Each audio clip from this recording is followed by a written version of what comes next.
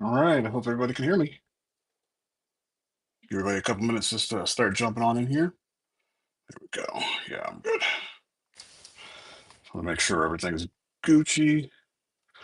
I do. I think what I'm going to do is I'm going to change my angle tonight for this cast. If it's a little off, I apologize, but I'm going to try to kind of work this out and trying to figure out why we're having some issues as far as light goes. But I think I should be good to go now. Give me just a second there, guys. I'm looking for one thing in particular. I think we should be good to go in this.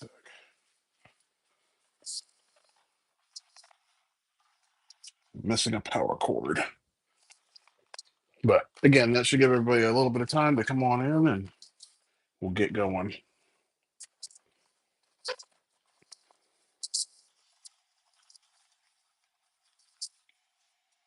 Oh, weird. Lost one of my cords. It's really odd. Typically do that. But I will find one.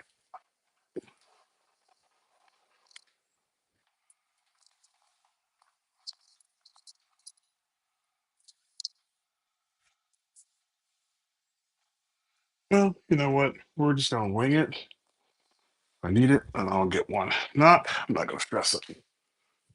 All right, let's go ahead and get jumping on this project for tonight. Okay, make sure I can see my stream, my end. Let's see here. So we're all good to go. Well, that's a good battle beast.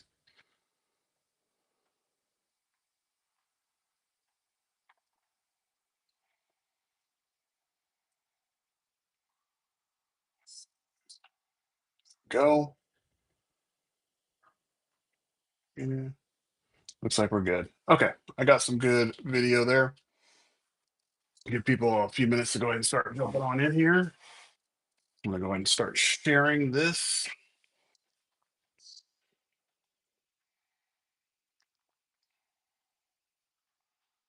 Let's see here.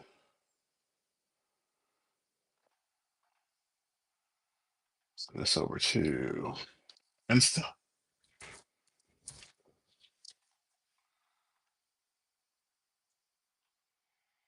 Alrighty. Sorry, guys. Just gotta go ahead and make sure that this gets talked over.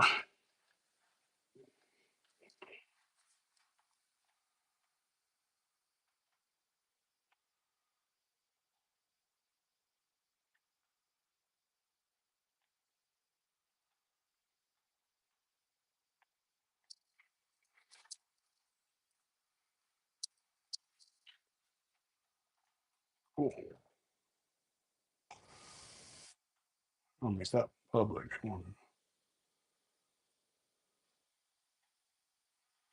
Let's see.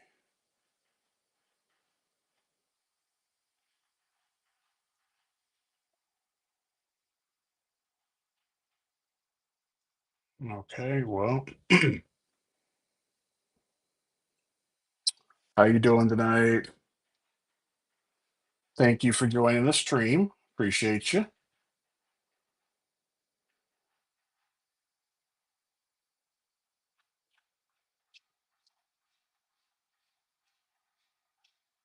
All right. Well, we're not going to do that. Let's do this. Um, we're just going to say that we're live so that way people know.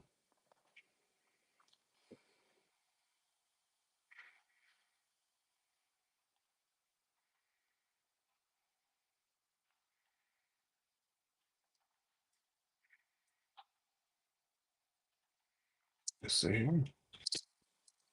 We are live. Good. You lost my video there. That's weird.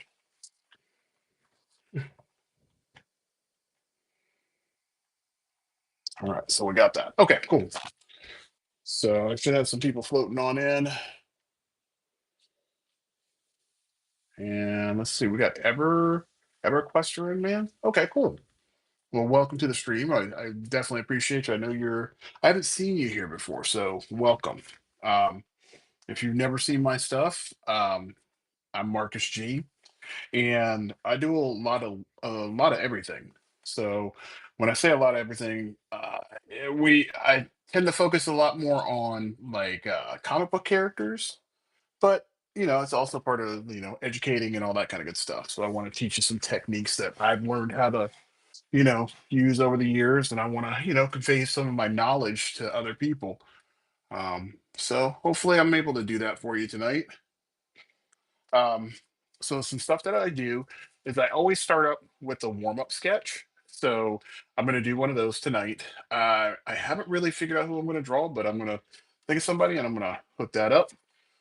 These are pieces that I've done over the time that I've been working on this cast. Cool thing about this is that when I do these, they end up on the shop, and when you get this from the shop, you get not only this piece, but you will also get a surprise piece as well. So you get a two for one. So for example, if I let's just say for giggles, you order this guy, you can essentially end up getting like this and this. Okay.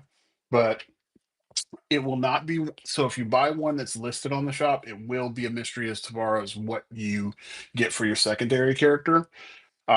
I promise you, you're gonna get good stuff.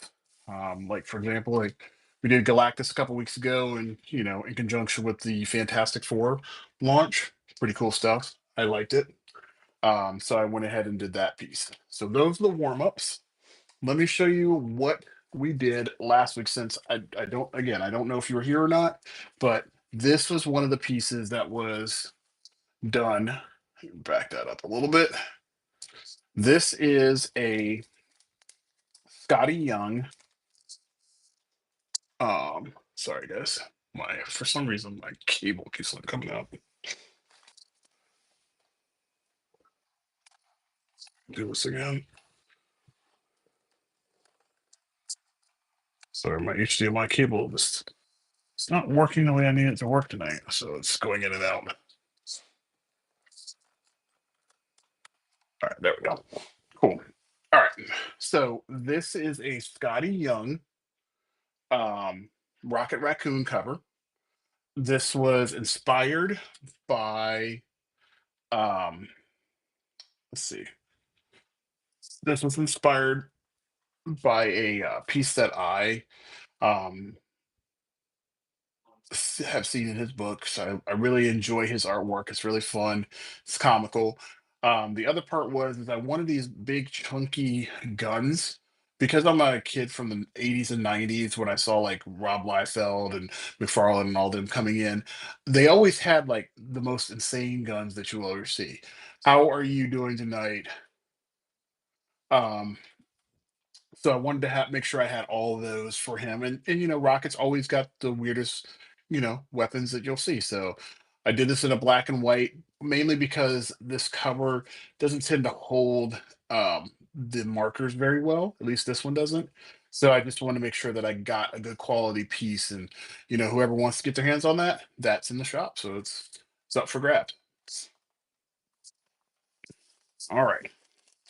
So for tonight, on the plate, I'm going to do the sketch cover, but I'm sorry, I'm going to do the warm up here in just a second. But what I have on tap for tonight, and this is going to be a cool one because I haven't seen this one done, but I definitely want to do it myself. Um, so I've done a Battle Beast before. Love the Battle Beast character by Ryan Otley. Now he's finally got his own piece, but I also picked up this Street Fighter book.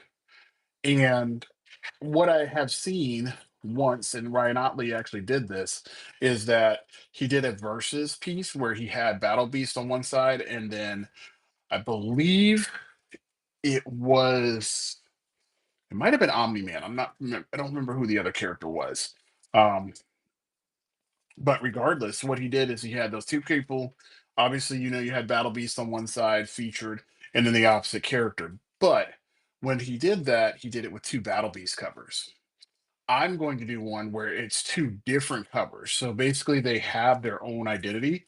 Um, I'm going to do Battle Beast on one piece, and I'm going to do the newer version of Akuma, um, with the big burly beard, not with the gray beard, but I want to have him with the red beard and the hair up and everything. So that is my take that I'm going to do on this.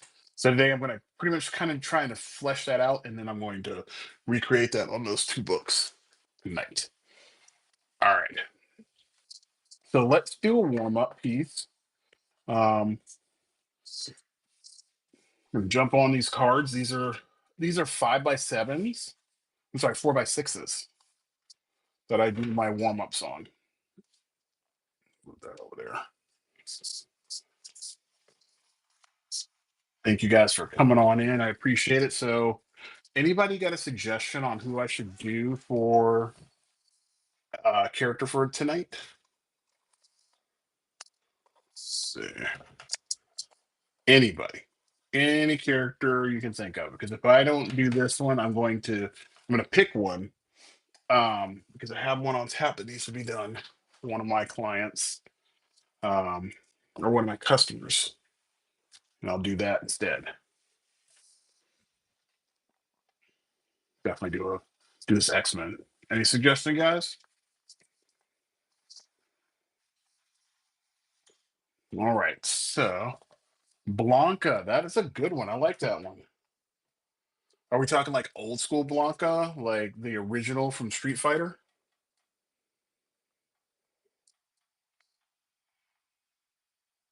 I think we could definitely do a Blanca. I haven't done a Blanca, and I can't even tell you how long. So, okay. Well, you know what? You asked for it. You gave the request. Let's get it done. So let's go with old school Blanca. Um, my tools of choice are a red pencil to do my layouts. And let me move this down so you guys can see how this is going to go down. All right. Some light there. Wow, that is just not giving me the best light at all. But you know what I'm going to do? I'm going to get that over there. Boom, just like that. You know what? Let me move this up.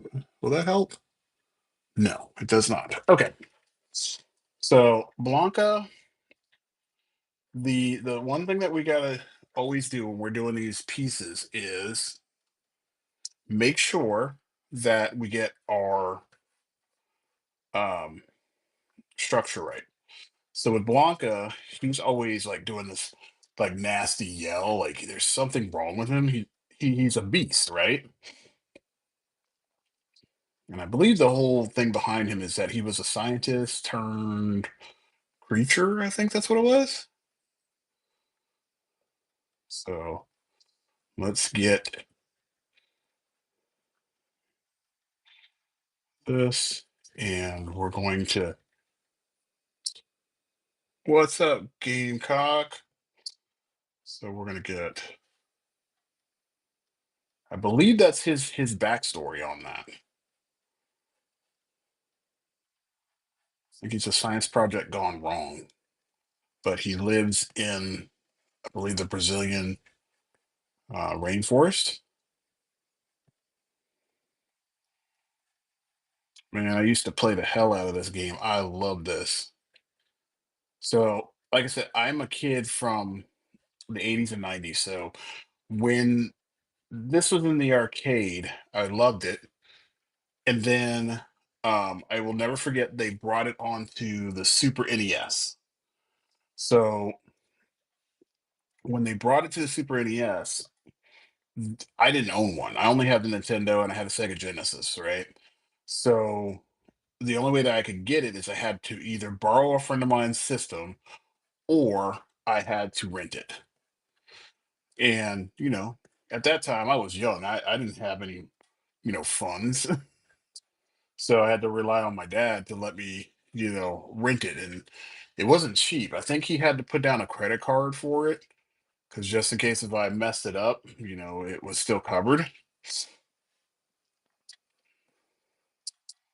Um, I think it was like 150 bucks, and they gave you one remote and one game for the 150 bucks.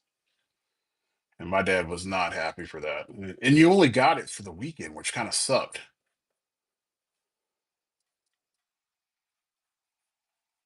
You know, and God, God bless the man. He definitely hooked me up, and I got to play Street Fighter for a weekend. I had to make sure I had my grades and everything were right before I even got it. But I remember doing that. Yeah. You know what the weird part is that even when that gaming console, we think of gaming consoles now. I think when that gaming console came out, it was maybe 200 bucks. Um, so they definitely want to make sure that they recoup that money. I think they had a lot of people that would probably steal those systems, um, or mess up the games or swap out the games. So they had to make sure that they kept all that stuff.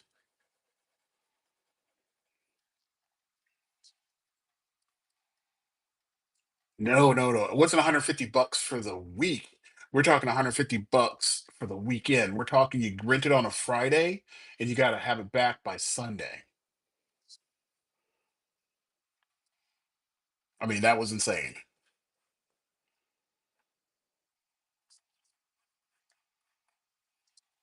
I hated the fact that I had to do that. And I never ended up. Yeah, it definitely is even worse.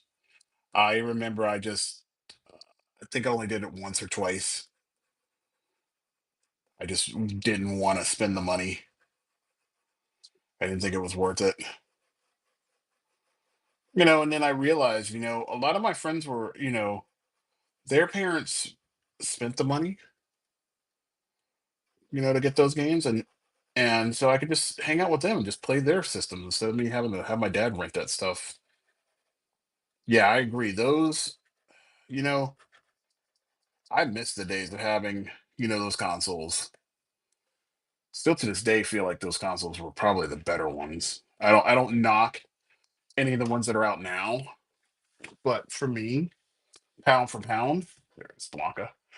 For me, pound for pound, I firmly believe that, you know, the Super NES was dope. I feel like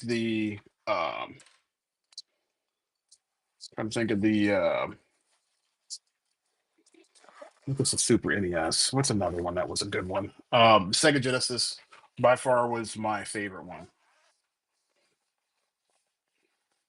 My story behind the Sega Genesis is kind of crazy. Um, so my dad back in the day, he was way ahead of his time. How you doing tonight? Um, we used to have Sam's near our house, and at Sam's they had the Sega Genesis and then they had the Super Nintendo. So all of my friends were getting the Nintendo. I begged and I begged and I begged. Um, oh really? You have eight? Okay. Um, so I begged and I begged and I begged. And I said, I want a Nintendo. I want a Nintendo. That's all I wanted for Christmas. I think it was 84, 85, right? And I begged. However, my dad saw when I went into um Sam's, I would play the hell out of some Sonic versus playing the Nintendo. As much as I like the Nintendo, the Sonic kind of caught my eye a lot more because, Sonic was fast as hell. It still had that collectability and whatnot that you would do the in the game. So you'd get rings versus coins. How you doing, Johnny? Um, so that being said, it was still a fun game, and you know what? It was different. It was a black console. It had a much bigger, you know, remote. Had the three buttons on the side, but it still had the directional pad. Um, how you doing, Bus Steven? Um, so for me, that was really cool. However, because all my friends had the Nintendo, that's what I wanted. So I ended up opening up the box because the box were kind of similar in size. And I remember opening it up and I was like, That's not the Nintendo. When I woke up Christmas morning, I was like, "What is this?" However, the Sega Genesis came with the Sonic game. It had a whole bunch of other games that were available for it. Um, and I was frustrated that I didn't get that Nintendo that year, but at the same time, I like the game play a lot better on the Sega Genesis, and you can get better games on there. How you doing, Tokyo File? Um, Way better games, and you could get you can get what is it, Final Fight. You can get Shinobi in there. You could get um, what was some of that, like Beastmaster, stuff like that. And of course, you could get Mortal Kombat for the Sega Genesis, which you could not get early on Nintendo, because Nintendo was not about having those violent games. Um, so let's fast forward. So that was that Christmas, and then the next Christmas, again, I was like, I wanted to play a Nintendo. So my parents were pretty dope. They ended up getting the Nintendo, but I opted to go ahead and keep the Sega Genesis and gave the Nintendo to my sister. So she, in her room, she had the Nintendo, so she could play that. And whenever I wanted to play it, I could just go in there. So my choice was to get to play the Sega Genesis. And weirdly enough, again, my dad was way ahead of the curve and realized that as far as challenge, at the time, Sega Genesis was the console to go to. The Nintendo was a fun console. It catered more to, the normal everyday person, right? Whereas the um the Sega Genesis was more for an advanced player. So you get like games like Streets of Rage and stuff like that. Um you couldn't get like Mario obviously on the Sega Genesis. You couldn't get at the time you couldn't get what is that game? Teenage Mutant Ninja Turtles, any of those. So those other games that were more kid friendly, yeah, you couldn't do that. And I loved all of those. So having both systems at the time were really cool. Um, but I would say for me, a- I would say the Sega Genesis is probably the better system for me. I love Nintendo. I think it's great, but Sega Genesis was great. What's up, Wyatt? Um,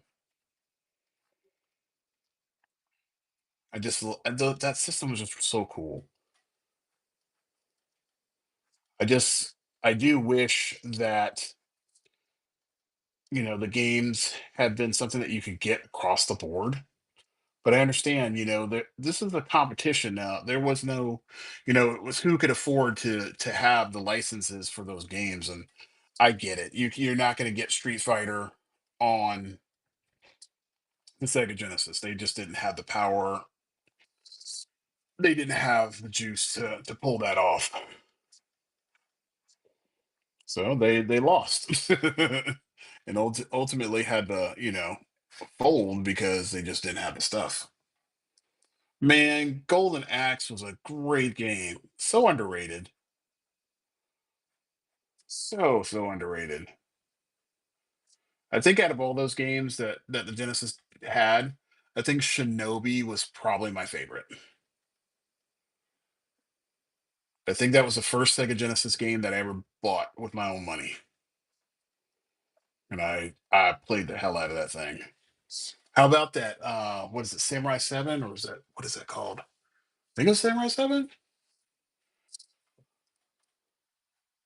That was a good one.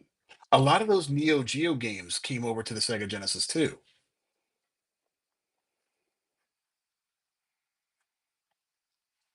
was very cool to see all that stuff. I think I got Blanca done. Might have to put a little bit of lightning on him. Yeah, my thing now is every so often I'll play um my favorite, which is Sonic and Knuckles. Love that game. I beat that game in a day. Really, really good game. Have to say, I got in a lot of trouble for my video games, my video game habits.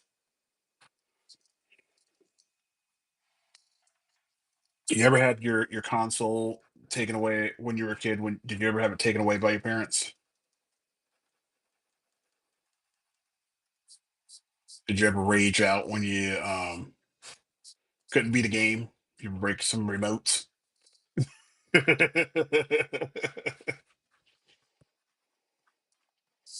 I remember um so on the Nintendo, I, I think my favorite game on Nintendo to this day, well back then, I shouldn't say to this day. I think back then was Ninja Gaiden. I'm talking on the original NES. So I remember Ninja Gaiden had that like opener.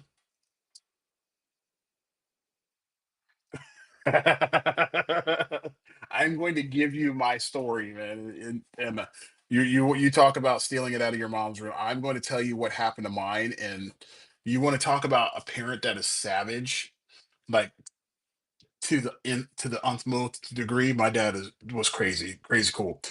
Anyway, um, so when I was little, my sister and I would debate and like have these all out like raging fits, like who got the system, who got to play the game and everything. So one day, I was able to let my friend let me borrow his Super Mario Brothers 3. And this is how deep this is. This is crazy.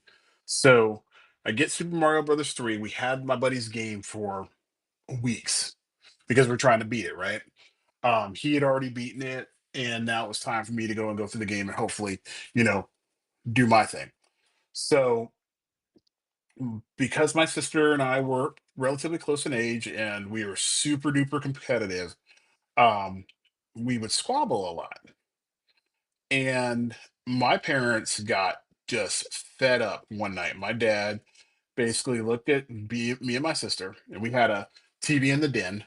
He goes, "Go get the TV, go get the gaming console, the remotes, and all of your games."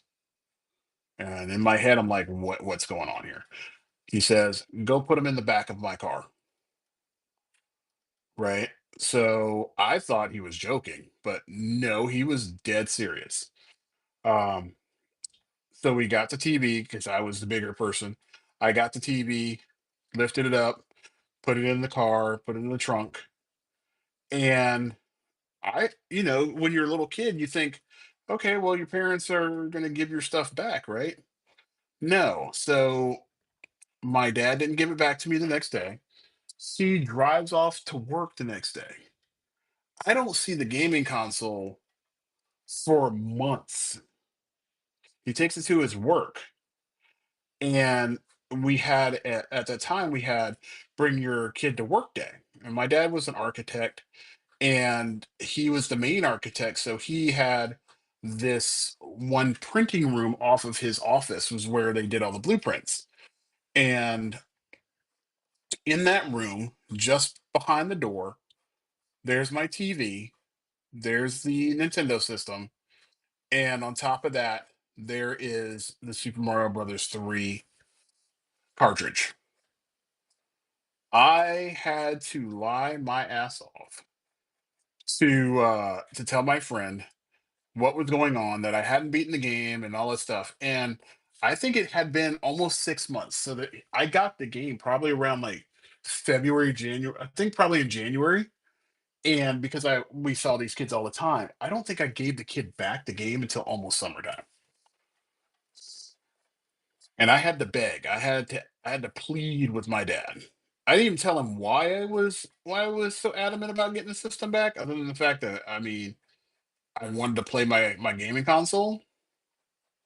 But yeah, that's the legit story. My dad was so savage in that one. He just didn't want to hear the crap anymore from me and my sister. So I don't blame him. It's a simple solution. It's better than him selling the thing, but it was so close. You know, kind of like what happened to you when you had to take the system from your mom. Um, so the question I have for you is that when you did take it, did she realize that you had taken it?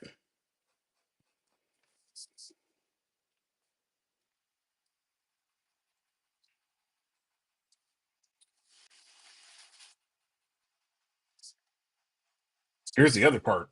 So because I was such a and this is part of the fact why I lost the system. Um, I would get up in the middle of the night because, I didn't realize that I had like this obsessive. Oh man. Yeah, yeah, yeah. So I don't know if this happened to you or not, but I would get up in the middle of the night or I'd be playing late and my parents would be asleep, right? And we had those tube TVs, right? So they would be like super bright in your, off the room or whatever. So my parents could see if I was up or not. So I would get on the console, be playing at like 3 o'clock in the morning. And um, if I heard my dad get up, he would get up and he would go to the bathroom. So I knew the routine. So it gave me enough time to shut off the system or turn off the TV set, and I would sneak my butt back into bed. So here's the problem with those tube TVs, as you know, you didn't have to see the light to confirm what was going on. The damn things were hot. So all my dad would have to do is just come in there and, touch the back of the TV set, and he'd be like, "So, hey, Marcus," and I'd just be playing like I was sleeping, and he knew. So he'd catch me in the morning and be like, "Hey, Marcus, what's up? Couldn't sleep?" Like playing it like I was dumb and like he was dumb, and he would just he was too smart. He knew what was going on. I was the dumb kid, like most of us. Like we think we're gonna get one over on our parents.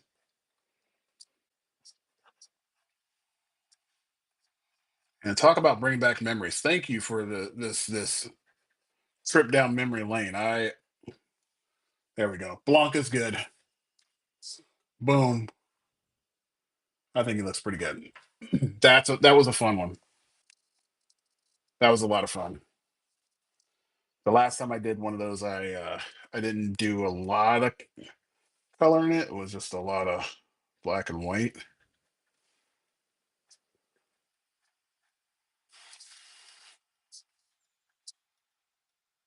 Thank you. Thank you. Thank you. Thank you. Thank you.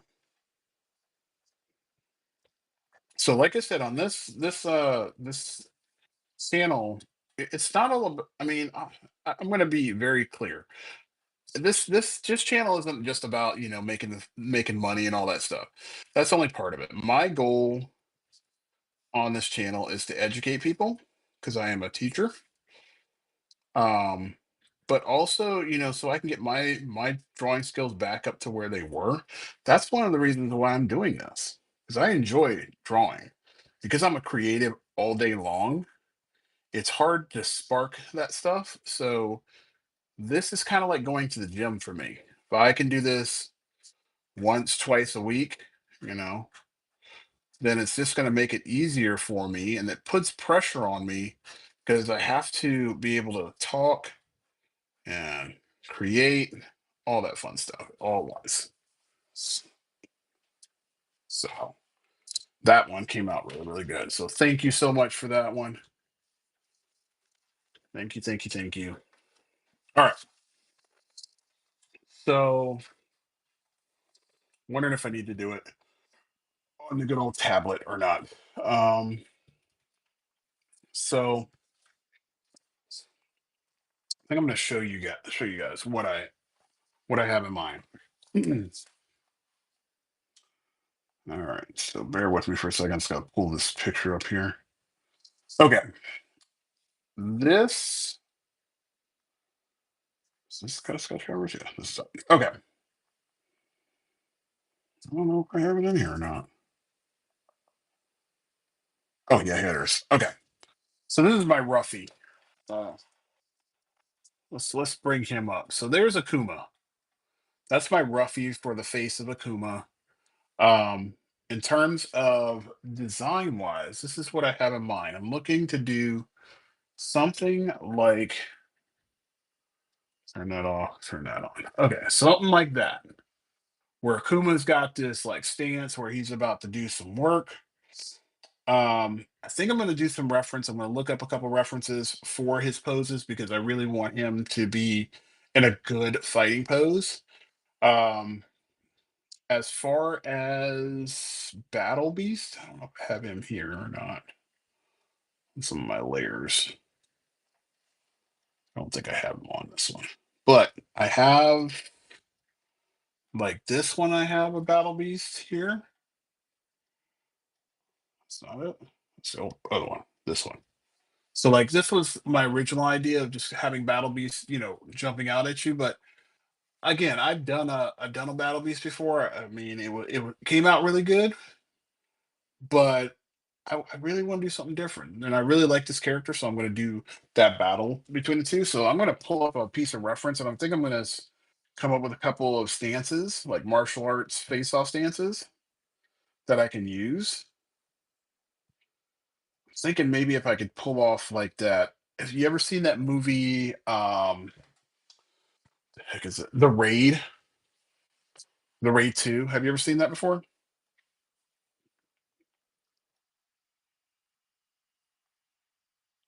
Pull that up. If you haven't seen it, you need to check that movie out. That movie's crazy.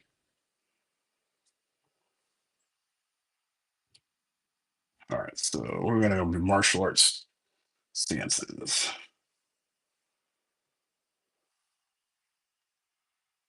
Street Fighter.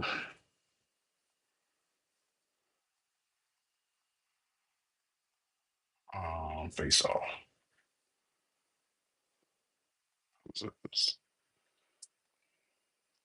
So let me.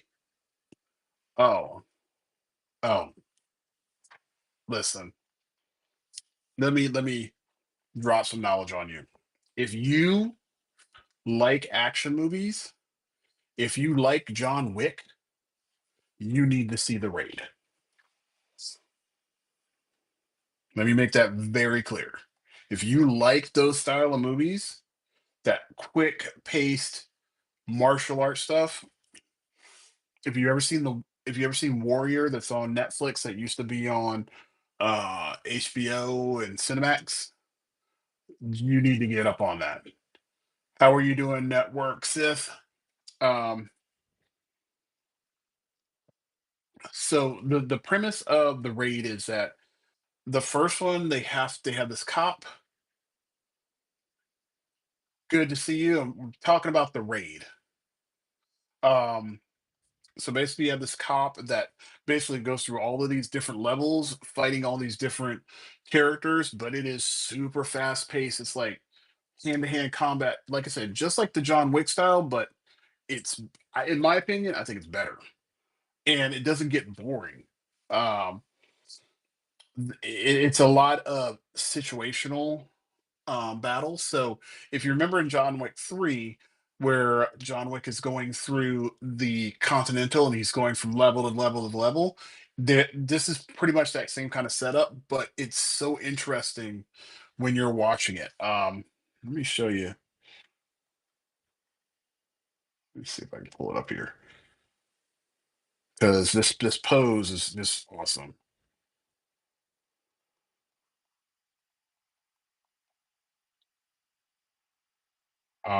A lot of the characters that you see in a lot of these movies nowadays, they are in. So this is one of the poses right here. Like, look at that shit. Look at that. Like, this man has got a knife right here at this guy's belly, and the other one's got it up here. That is, I mean, that just goes to show. I mean, it's about to go crazy. Oh, hey, Network says I know you're coming in late, but let me show you this. This was the warm up piece for the night. Okay. Bagged and Boarded Comics suggested this, so this is Blanca. Came out really, really good. All right. So what I'm going to do is I think I'm going to do a roughie of Akuma. I'm going to utilize this guy here, and I think what I'll do is, depending on who I have in here, one of you guys, I think, is going to get this Akuma tonight. I think I'm going to make this as my giveaway for the night. Okay. I think that's fair, right? I think an Akuma would be cool for a giveaway. It wasn't planned. I wanted to draw something cool tonight, um, but I just didn't know what I had in mind. So I think I'm gonna definitely do Akuma. Just gotta figure out what kind of pose I want to do. Anybody not like that idea?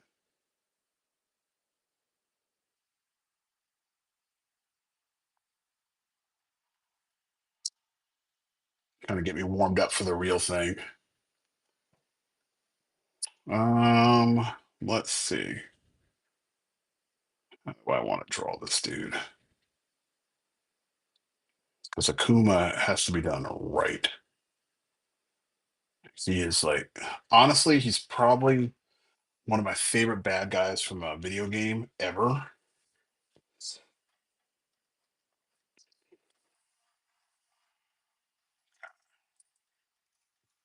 So we got that nice little.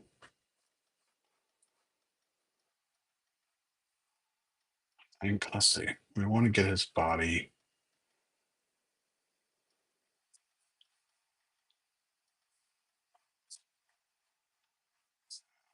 I do this. I got Psycho Death. Well, welcome to the stream. I think what I'm going to do is I'm going to have Akuma here. Usually do these big guys, but I don't really like that. I don't like that pose that much. So it's not working for me.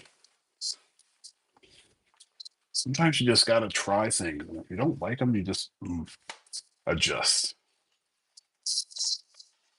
Anybody on here that's watching the cast, or any of you guys artists? Do illustration or painting or some kind of craft?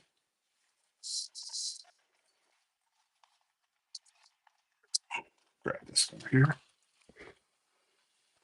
All right. Well, Rib Grant, how you doing? Well, Bag and Boarded, this is a great cast for you to be on because I like to educate. So you're gonna learn some skills. Not doing too bad. You want to see what I started out with tonight? So Bagged and Boarded had me do a Blanca. So that was the warm up right there. Oh, I meant to send you a message, Rembrandt. Those pieces that you got, those things were sick. I really like those. I was a little jealous. I feel like I could have done more once I saw those. um,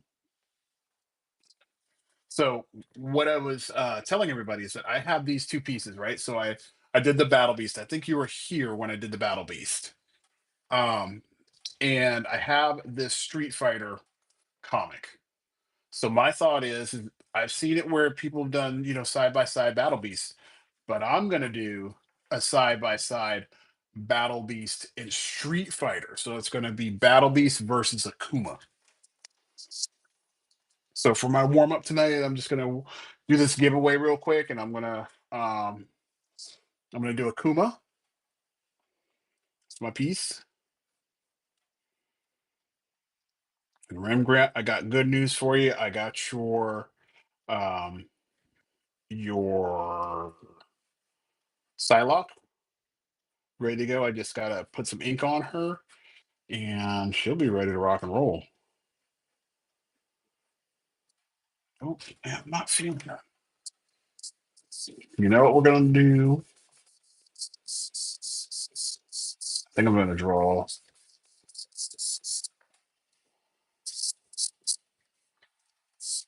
I want to figure out how I'm going to do this. So here's a pro tip. When you're doing these kind of art pieces, you got to kind of figure out what the feel is going to be. Um, Akuma is when we look at Akuma, he's this presence, and I wouldn't even say he's more like this entity of just pure evil.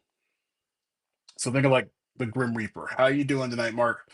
Um, so when you see it, you got to have that feeling. It can't be boring. It can't be stagnant. He's just got to emote power. So back and board, when you're learning how to do these drawings, you really want to think about how you want your character to emote. How do you want that stance to look? How do you want that character to be portrayed? Right. And that's my thing. I really want him to be powerful. So I'm going to give him, I think I'm going to do an upshot. So now we're looking up. We're almost doing like the same thing that we were doing with Akuma, that kind of deal. So bag and border, what kind of things are you working on right now? What kind of stuff have you been learning how to do?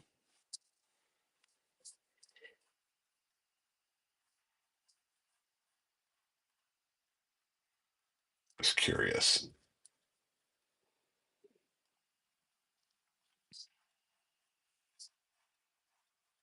So I think we're getting the feel of this guy. Okay. And I'll show you guys some of the other stuff. Like this week's been a very busy week, getting some stuff done. Um, I will jump back to the artwork here in just a second. So I wanted to show off some of the pieces that have been, knocked out this week because there have been a lot. So this was one, the dope little Winter Soldier. It's a different just view, just different color to him. This one, I don't remember this anime character's name, but basically it kind of reminds me of Tokyo Ghoul in terms of the character's face. Body parts are very good. Get yourself an anatomy book, my friend. Really, really get that. Um, let's see if I have some other ones here. So that's him. There's that guy. That's the Savage Dragon I did from last week. I love this piece. And then this is the piece I did actually last week when I was on the cast. It's a better version of it. So let's see if I can grab this guy too. Check this out. Oh, rest in peace, my man. The one and only Hulk Hogan did both of them.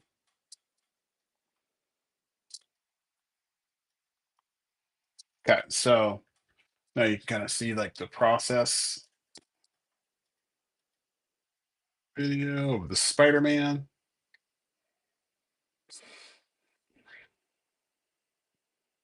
and then the fully rendered piece right there. Love that piece. That was a good one. But anywho, that's just some of the fun stuff that's been going on lately. For me. Let me go back to my reference here. But back and boarded, I would just definitely tell you. I mean, body parts are huge, man. If you're learning anatomy now, make sure you get down those shapes. Get that structure down, my friend. So I mean, I'm going to tell you just like I tell everybody else that I teach how to do this kind of stuff. And this may have already been told to you when you're doing it. When you are learning how to draw, right? You just basically want to learn how to sketch. We're not trying to well, I'm gonna give you a little helper here because this is gonna really, really help you understand how this works. So when you're learning how to draw, you want to get sketching down really good. And when I'm saying sketching, you're doing everything like super loose. So if you notice something, I'm holding my pencil back like this. When you hold that pencil back, when you're holding that pencil like this, that means you're being intentional. That means you're going in there and you're working those, you're noodling in there and getting those fine details. So get used to doing it like this because then it works like a paintbrush and you're just popping lines in there so that way you can get used to getting the basic structure. Now you notice if you're looking at my piece of artwork, I'm not putting in like the face. I do have like the center line for the head, and I do have like the eye line, but I don't have any of like the super details in there. I'm trying to figure out what this character is going to look like as far as like size. I want him to have a large chest. I want him to have like the muscles that are just like bulging out. So that's why he's got this certain shape to him. If I'm if I'm trying to draw a person, like say for example, this is Akuma, right? So Akuma is usually pretty big up top wise, right? And I will and I learned this from Todd McFarlane. This has never failed me. So if you make this W that looks like this, see the W, and then that connects into the bicep. I'm sorry, into the shoulder. So you have the shoulder here, but the W is here. That's your chest. That has never failed me. Right. So if you learn like basic shapes, if you can learn how to make this shape here, like if you get used to doing like the rectangles and stuff like that and learn how to bend them, man, you are already winning. So you can actually see like I've bent that. I'm going to move his arm like this, like that. So, oh, sorry, like that. See?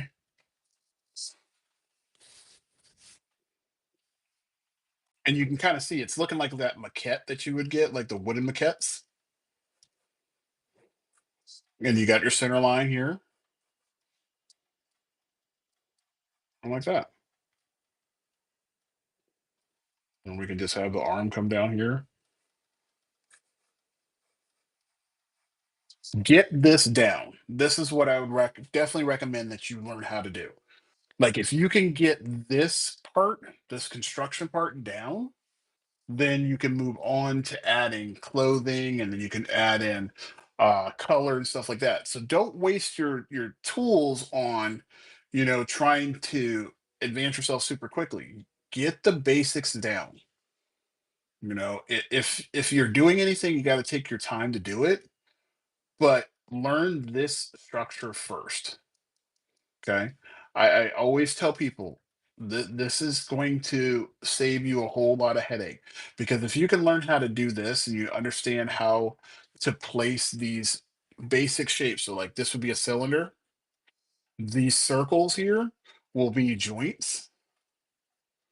This will be another appendage. So I'll just put A for appendage, J for joints, right? Because you'll have one here, you'll have one at the base where they pivot, right? You'll have one here on the sockets here. Have one right here at the elbow, right? So if you can get all those, and then you can start learning how to rotate those things, because it's one thing to draw it flat, right? Which is this the guy. I got the head. I'm just going to fade in that head. It's one thing to have it like that, but if you can learn how to get those shapes and turn them, man, you are way ahead of the curve. way, way, way ahead of the curve. Um, you learn that stuff, and then what I would recommend is if you have like any toy figures, if you happen to have statues, if you happen to have a doll, if you have a transformer, transformers tend to work out really well because they're like blocky.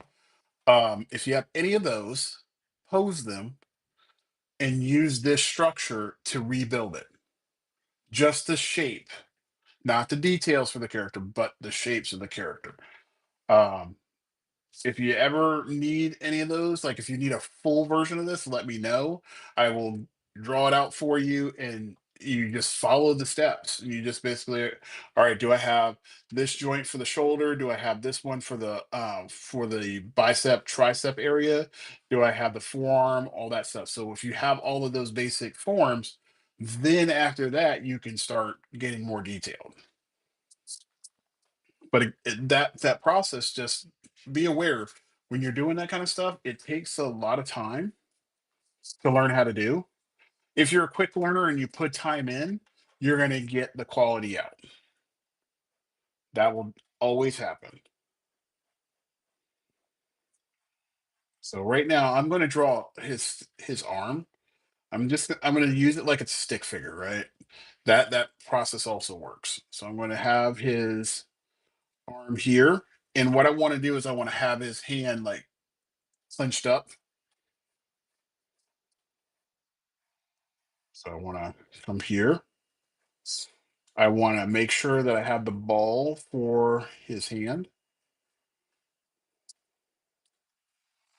And then I am going to, let's see, what do I want to do? I want to have, yeah, I think I'm just going to have it like that because this will be the fist.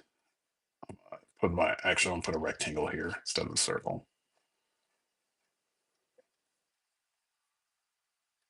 What's up, Dave? I'm going to put a rectangle here, and that'll make for the fist. That works a lot better than the ball. So then I can draw onto that. Okay, so I have that. And now I'm going to draw that cylinder. So I'm going to go back to this as that forearm cylinder. I'm going to put in that, and that'll give me the forearm. And I want to put the elbow in there, and I'm drawing through. And then I have the cylinder here for his bicep tricep area. Okay. And I can build off of that now. I can expand those pieces, or I can keep them little, but I will end up making those bigger as I go along. Again, I just want to make sure I have my reference here. This character is so cool. He's such an interesting character.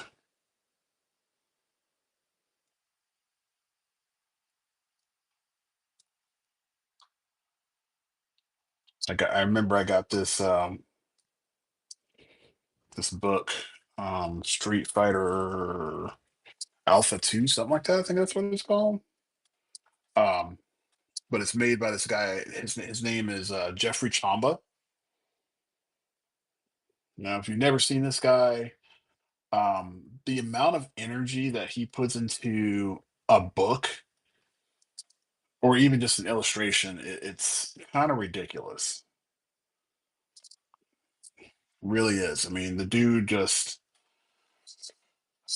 I don't really I can't really explain the amount of quality he really throws down when he's doing work.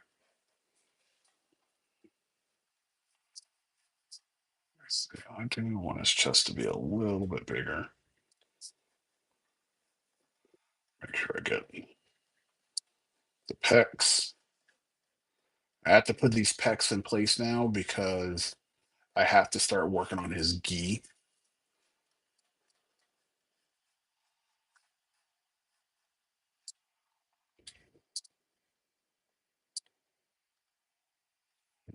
I'll probably put in his He's after that. Me.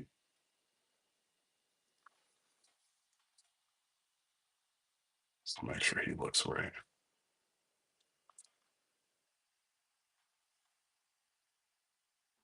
He's got this very interesting nose too, so I want to make sure I don't get to do that quality. Get that, do that justice. Justice. This guy's like super yoked, so I'm gonna find the one with his beard. It's hard to find. Oh, there it is. Perfect. I got it. All right. So now I'm starting to define this character. I'm lightly putting in where I know certain body parts are going to be. So right here is right underneath where the abs and obliques are going to start popping in. I'm not trying to put in all those details because the way he wears his gi, you're able to see his chest, but he's also got these large this large necklace that sits on his neck. So I don't want to lose that. I want to make sure I have room for it. And I'm going to make mine a lot bigger than the one I have an example of because I really want that to be the part that stands out on him. Okay, I'm ready to rock. Got my stuff. All right, so on his what's up, Coach 112? Welcome to the cast. So what I'm going to do is I'm going to use this here to make my hand. So I'm going to divide this in two, divide that in two, and divide that one in two. Okay, so that way it helps me know knuckle, knuckle, knuckle, knuckle for him. Okay. And then my hand, my thumb is going to be way back here. And I'm going to blow these up a little bit more so that way they look a lot more intense. Because I don't want them to be boring. I want them to be I want them to have energy. So by making them larger, they're going to work out really well. All right, 1967, welcome to the cast. All right, let's go ahead and start getting this forearm ready to go. All right, now even though I drew the elbow through, I am going to draw over it because I just wanted to know where that bend was in his elbow. That's why I put it in there. Very, very important to have that. I'm gonna do the ropes for his hands. Got the bicep. Sorry, this is not bicep. This is the shoulder. Like that, very large. So I'm blowing that up.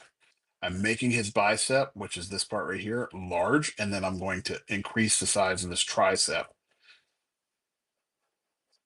My goal is to make him look like he has been training for years, which he has. This is fighting against his life,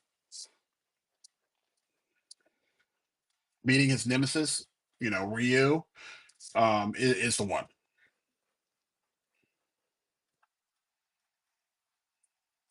Okay, so I got all that. I want to make sure I get those abs in here, and the abs don't go all the way to here. The abs are going to be inward. So I want to kind of just block in where they're going to be. And on him, he has this. I'm going to say it's a drape. I'm going to say it's part of his pants. If I got a better picture of him. We're going to go Akuma.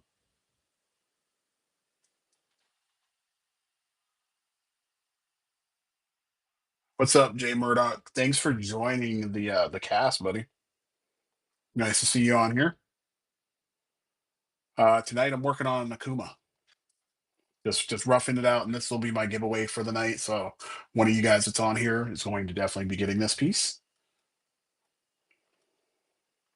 I don't know who yet, but we shall see.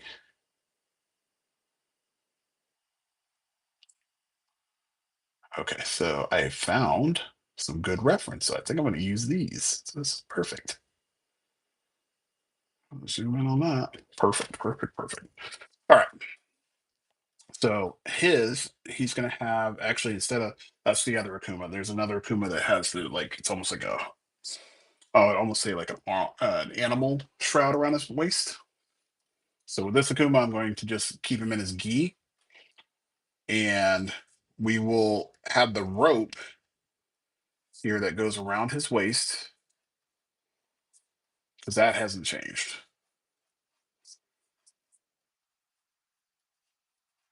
So we'll have that, and we're going to give it a little bit of energy, so we're going to have it come out a little bit. Definitely want. And now we'll start popping in his gi. And the necklace that I'm going to have will go over his gi, and the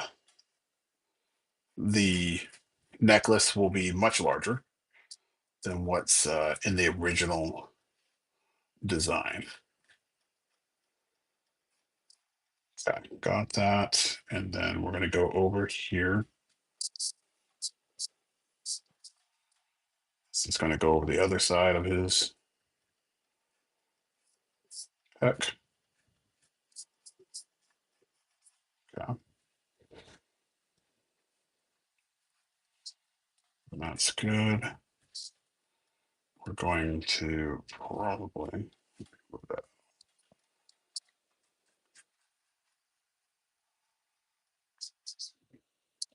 Oops. Okay.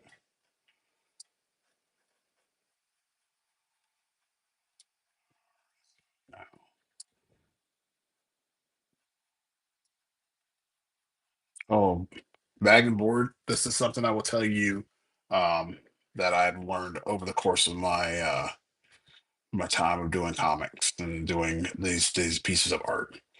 Learn how to draw hands, feet, and backgrounds. Learn those three. A lot of people struggle on those. Are you familiar with who Rob Liefeld is at all?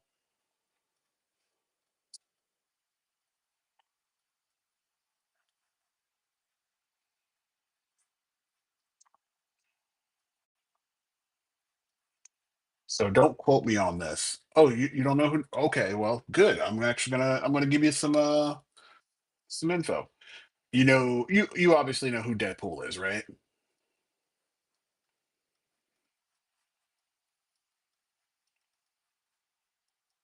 Okay, perfect. So Deadpool was originally created by Rob Liefeld, and there's another gentleman that helped out make this character. However, Rob Liefeld is the one that's noted for being the main creator. He's known for making Cable, um, Shatterstar. Who else is in there? Gideon was another one that he did. So there are a bunch of different characters that he was at the design forefront of. Anyway, Rob Liefeld is, if you ever go back and take a look at some of his early work, he did New Mutants, which is where he really, put his foot into the world of comics. Like what he did in that series to reinvigorate that series was just insane. There's so much energy, so much movement. The things that he was not good at were overshadowed by the energy that he brought to the comic, right? So the reason I say that is that at one point Rob Liefeld was not he was known for not really being able to draw feet. Um, that's not necessarily the case. The one thing that he really doesn't do and doesn't do a lot of is he doesn't do backgrounds. So if you ever take a look at some of his books, look at uh Death Blow, look at Young Blood that just got relaunched and stuff like that. Take a look at some of the pieces that he's done over the years. And I will never ever discredit him because I give him more credit than most people do. I learned a lot of things from him. I think he is, in terms of a an artist that could really motivate people, he was really good. Um, he always has this crazy energy about him. I wish he would go back to some of the stuff that he used to do, like style wise. Like I wish his work looked like it used to. And I know you have to grow, but I think for his work, some of the newer stuff that he does, I don't think it has the potency like he used to. And that's okay, that happens. Okay.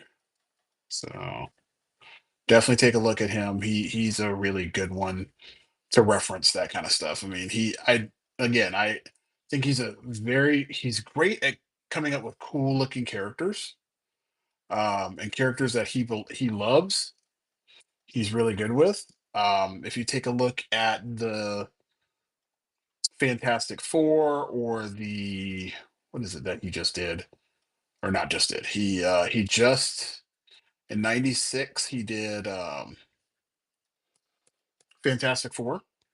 That was a good run for him. He also went back and did the infamous Captain America pose, where if you've ever seen the Elon Musk, where he's got the huge chest out, you'll see that, and they bookmark the Captain America piece that Rob Liefeld did.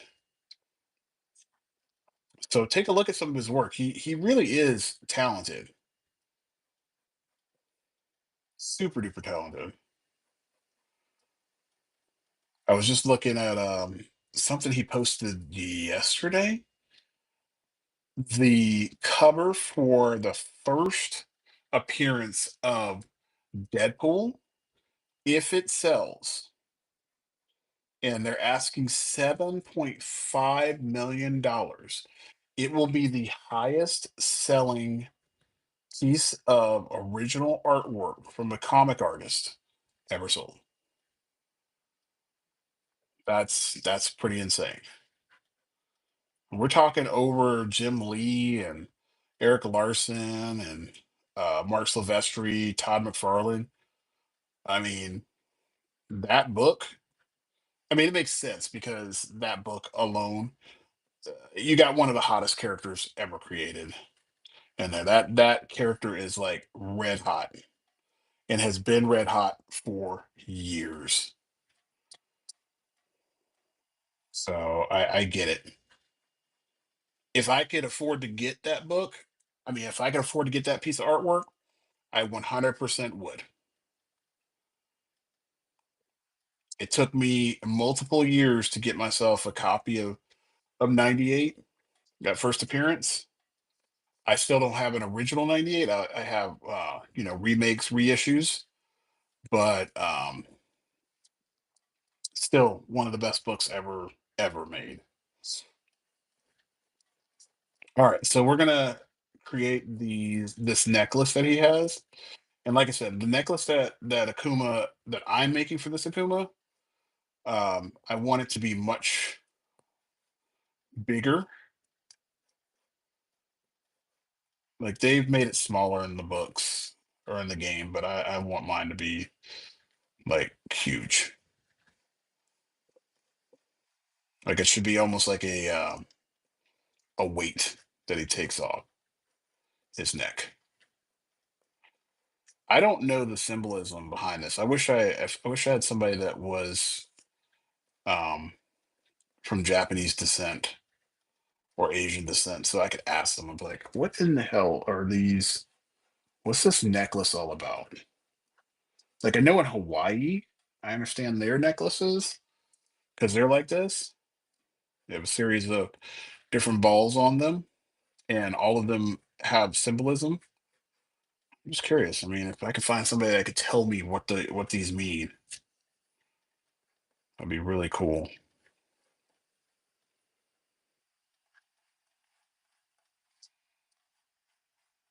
Yeah, if you give me a minute, I mean, I'm gonna pull up um, some some of his work so that way you can kind of see. Let's see.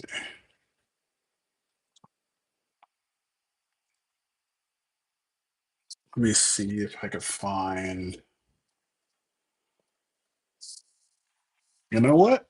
I do actually already have something that I can show you, bud. Let me actually pull this up. I don't even have to look it up. I got one right here. All right, so this is New Mutants 98.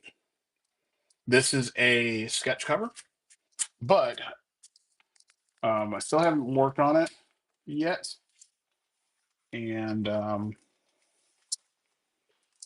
but it is good to to see what this book's all about. All right.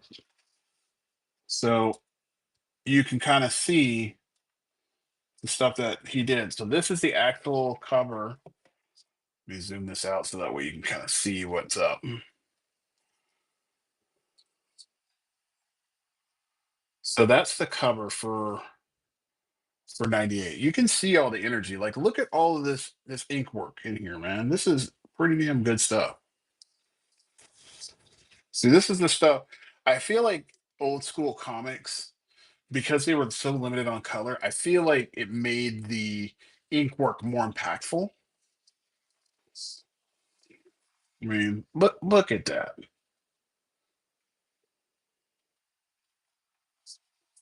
I'd be okay if comics were recolored like this. It'd be kind of cool. See?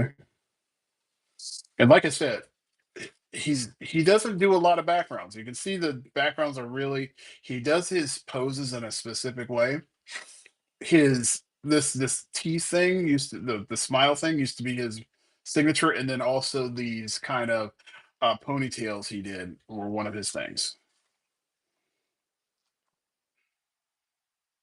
The curls in the hair, and like I said, the teeth, same thing. Um, see if I can find some more stuff. Okay. And again, like I told you, the backgrounds, there's not much detail in the background at all. See? And if anybody gets this book, like I want you to really get um Youngblood #1, this character design is very similar. Very, very similar. See? This is one where he actually has a background in there. Like he has some books and whatnot. So, but for the majority of it, look, I mean, there's not much backgrounds to the work that he does. It's a lot of line work. But again, I mean, I'm not going to fault him. This is early on in his career, very, very early on in his comic book career. But you're less looking at the background and those other details versus looking at the dynamic designs of his layouts. And look, it's beautiful, beautiful pieces.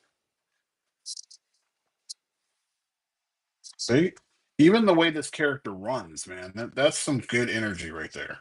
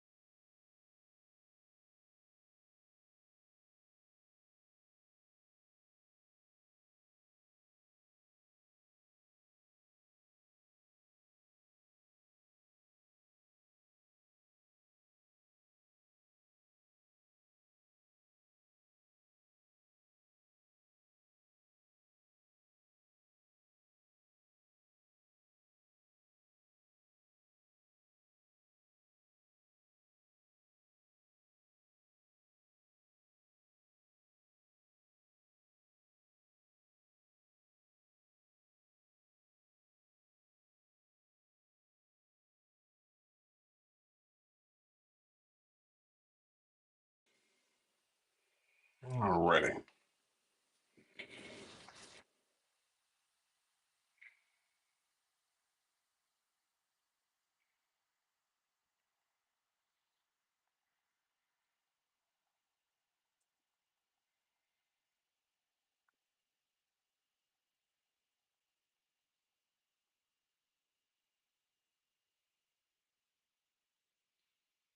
All right, we're back up and running, guys. So sorry about that.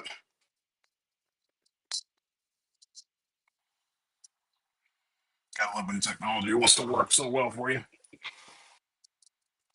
All right.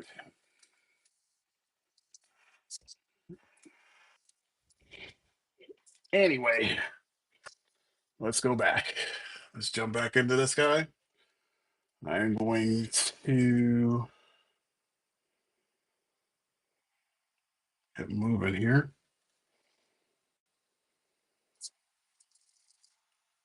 I'm gonna pop a little something in the background.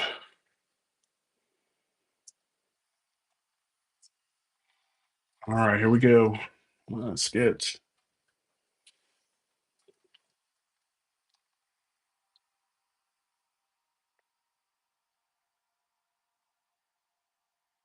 all that music in the background. You know, make it pop a little bit for me.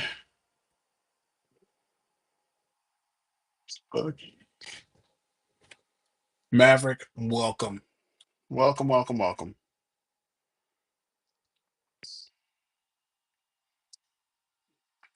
Thank you for joining the stream.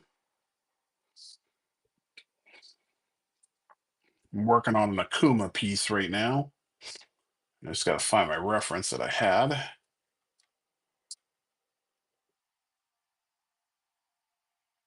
don't need that one. So it's coming out pretty cool. You know what I'm going to do? I'm just going to go ahead and find a new one. Akuma with a beard. That's the one I'm doing tonight.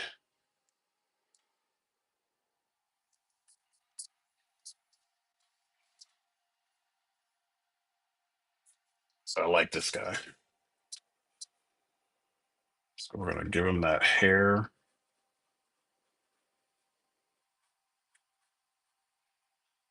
Classic Akuma hair.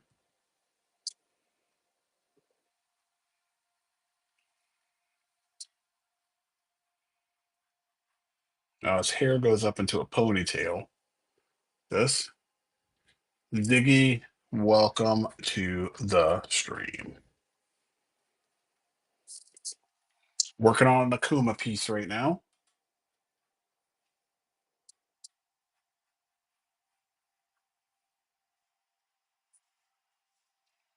Because eyes just a little bit smaller, but I will do that with other stuff.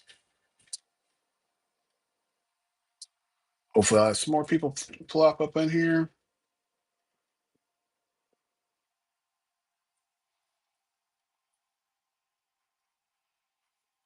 Okay, I think I have my biggest pieces in there. Got his key.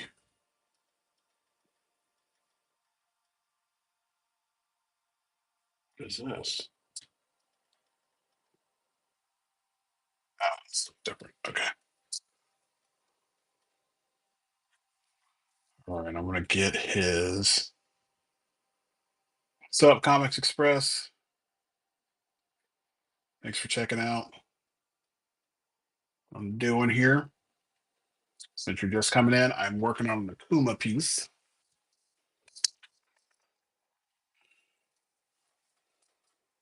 Start popping in some of these details.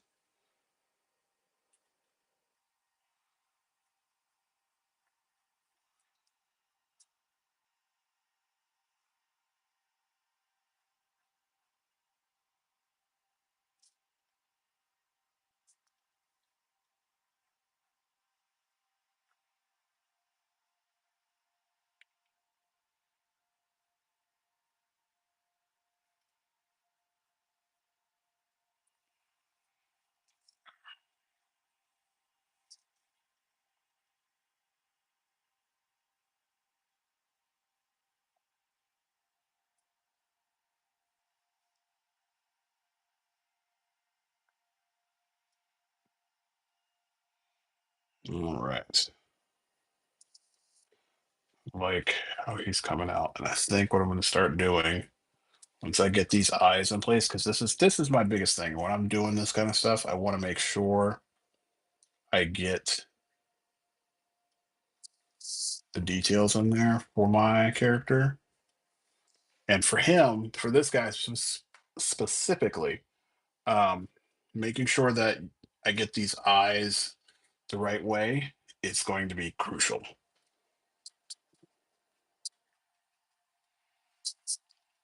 Like he's got, it's almost like these eyes are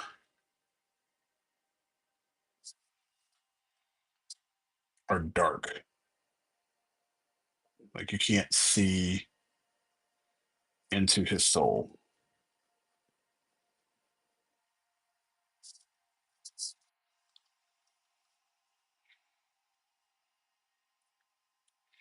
All right, I think I got my major details for my face, and I just got to get his eyebrows.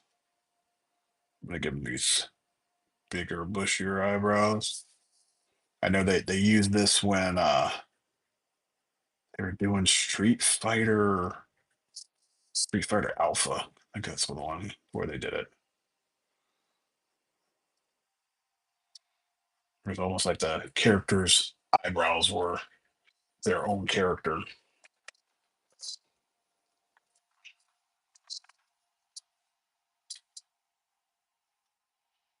think I'm gonna make mine where I have it come up a little bit because that one I like the design of that. The Akuma I'm drawing is from I believe Street Fighter 6. That's what I'm doing. But basically, he's got this big, like bushy, burly beard.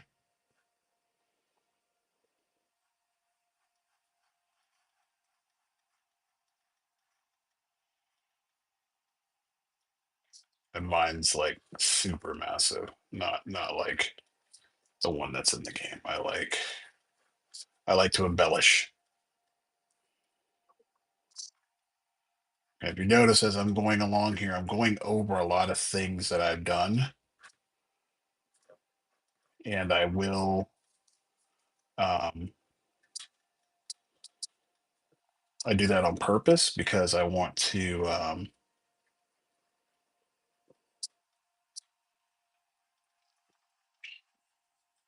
build up things so that way I know where different parts are. Not everybody works this way, and that's okay. I don't expect anybody to do the way I do it, but this is my way.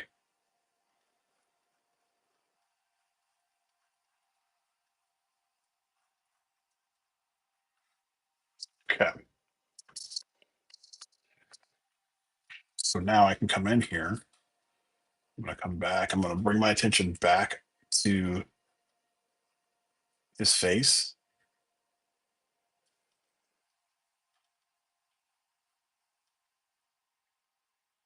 I'm bringing this part of the beard up.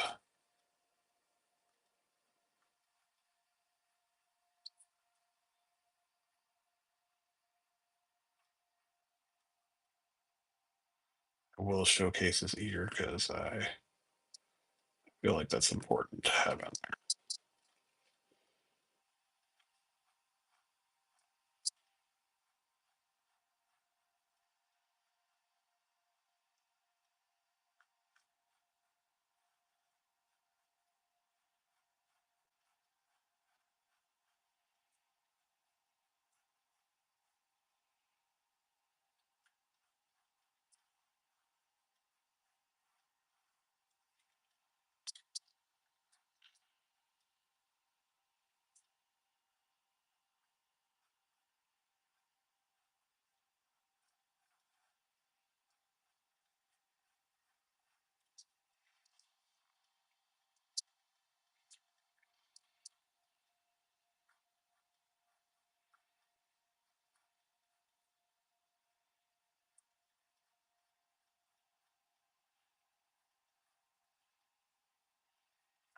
So, who do I got in there? Ocho, how are you doing this evening? Welcome. Thanks for joining the cast. I don't know if you had a chance to see this, but we'll pop it up here anyway. This was the start of tonight's work. This was the warm up. We did Blanca, and now I am working on this Akuma. This is going to be my launch into doing versus sketch cover set.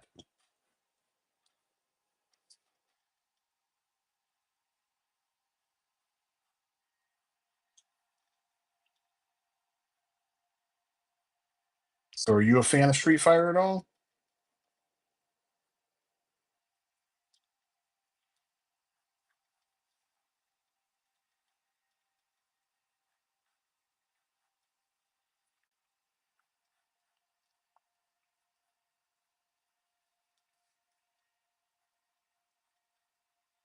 All right, so I I'm assuming that everybody that's on here has seen um Fantastic Four. Hoping, because I'm about to go ahead and talk Fantastic Four stuff. Um, that was my probably my most anticipated movie next to Thunderbolts so far this year. For superhero movies, I really wanted Superman to be good, and like I told people that have seen it with me, I give Superman a solid B plus. I put it up there um with Iron Man. Like it's not a great movie, but it's a starter. I mean, in order for a movie to really be like that upper level, you have to have something so unique. It's got to be epic, and it's hard to do, in my opinion, to get that A plus level. I only feel like I've gotten like an A plus off of like a Terminator. Um, when it comes to um, comic book movies, my biggest A plus movies are Civil War, Infinity War. Those are my big ones. Um, I'd actually put Shang-Chi up there for an A plus. That thing was, my gosh, that movie was so good. Most people thought, I mean, would think that I thought like Deadpool Wolverine was an A plus. I won't give it. I can't give it that. It was good. It was really really good, but I can't give it that. It's not on that level. In my opinion, what made Endgame and Civil War so good is that it was great storytelling, great characters, and it never got dull within the story. Like it moved. Both of those movies moved. Even when you look at Deadpool and Wolverine, it has some points in there where the movie kind of like stutters a little bit.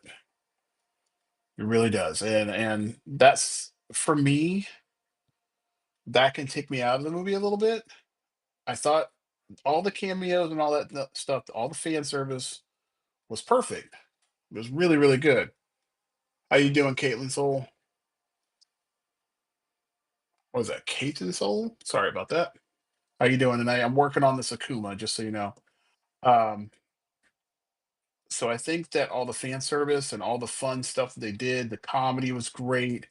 Seeing Wolverine, aka the one and only Hugh Jackman, was amazing. Seeing Deadpool was great. I just thought that they could have done a better job with it. Um, I don't know what that better job would have been, but I thought that, there were things that they probably could have done better. I think with what they did, they get a solid B plus.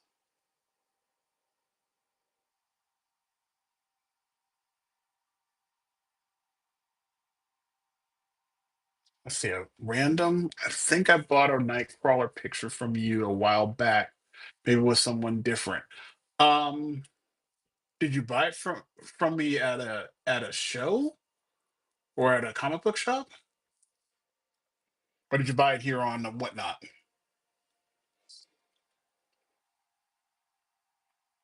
No, that definitely wasn't me on YouTube.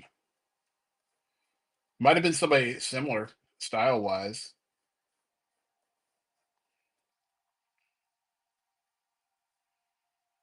Yeah, I tried to do the YouTube thing. I did YouTube during COVID, um, but I haven't done a lot of streaming. Most of the time that people see me do work, I am in person, and this is the closest thing that I can do to in person right now.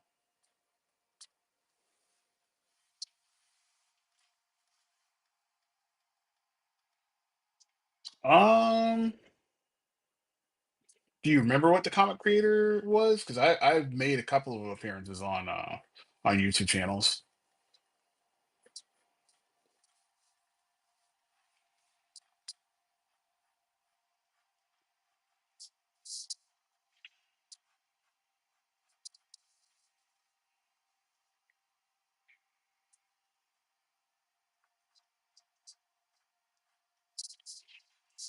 Uh, since you are it seems like you're an X-Men fan. I think what I'm gonna do, I'm gonna show you some cool stuff that I got going on right now. Let me see if I can pull this up.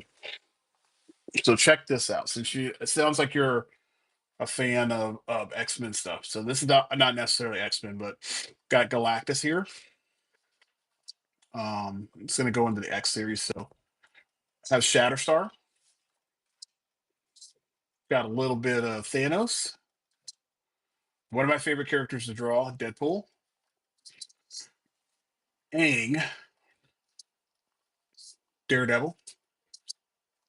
And because we're doing a little bit of Street Fighter, got Dhalsim. I did an Old Man Logan. Now, my Old Man Logan, I wish I had had color on this one, and I might go back and touch this one up. But that's my Old Man Logan. Did a little bit of Power Rangers, and let me see if I can find it. Let's go in here. Where are you? All right. Sorry, I got a lot of these cards, so I gotta find one up another one. I don't have it in there. Let's see if it's over here in the stack. Got lots and lots and lots in here. I do not have it, but I had some other ones, you know, of characters that I'd done. Oh, he's right here. I don't know why I'm looking for him, and I have him right here. So I have this guy. So nice little Wolverine there. So um, since you are new to the channel, I haven't seen you on here before. Um, those cards, those are 4x6 cards. So if you're interested in having me do one, you actually get a card and you'll get a mystery card as well. So you get a 2 for 1. And I think those things are going from like they start off at $10 and they go up from there. So it's a nice little piece of artwork that you get. And at minimum, you're gonna get something that's got pen and ink to it. And then sometimes I'll throw in like the full color depending on the piece that I'm working on. So you'll see something like that or something like this pop in to your order. So if that's something that you decide that you want to do, let me know. What's up, Forbes Jr.? Thanks for joining the stream tonight. Good to see you on here. If you're on here, you can see I'm working on this cool looking Akuma. I am getting ready to throw down and put in some of the red in his beard because I really want to be able to see what I'm doing. And then what I'll do once I put the red in, I will come over with a micron and I will start detailing this out. So I have these red or superior artistic color pencils. They will give me a lot thicker color than what's in here. And all I'm doing is I'm just laying this down. I'm not trying to go super hard on the color. I just want to pop it in place. Again, I just want to be able to see now the fruits of my labor, and that being I want to be able to see his beard pop out against all of the artwork that I put underneath here.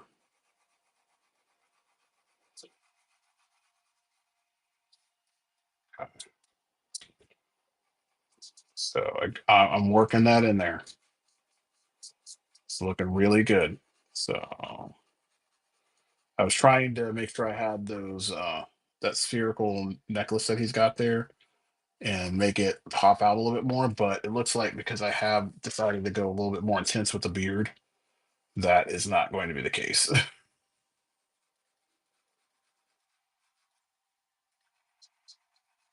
Okay, so pop that in here.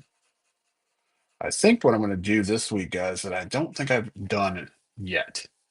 So I think I'm going to have another cast later this week. I think I'm going to do 2 streams this week. A little nervous to do it. I've been fighting myself a little bit on it, but I think it's going to be the best for me to try it.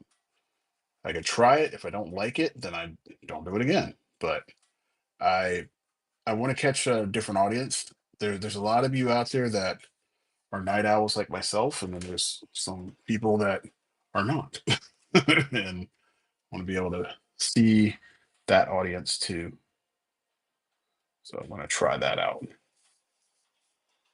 See how that works out. I think I'll do that on Friday. Have a couple other things that need to be taken care of first, but I think if everything works out, I think on Friday we'll be able to make that work.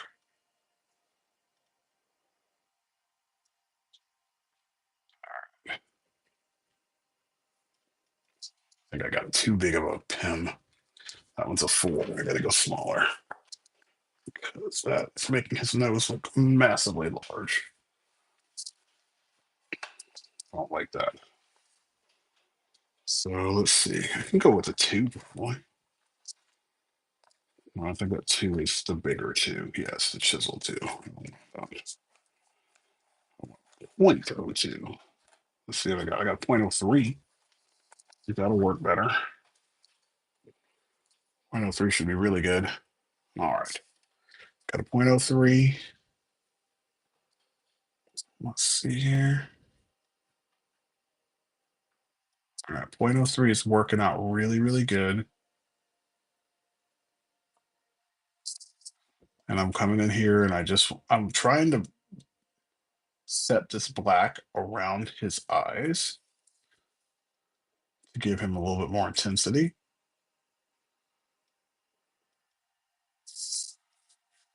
And here I'm going to go around around the mouth.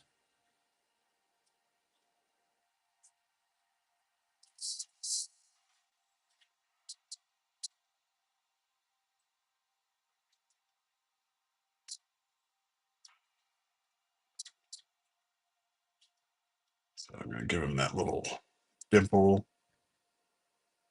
on his chin. And I'm trying to create the fact that he's got hair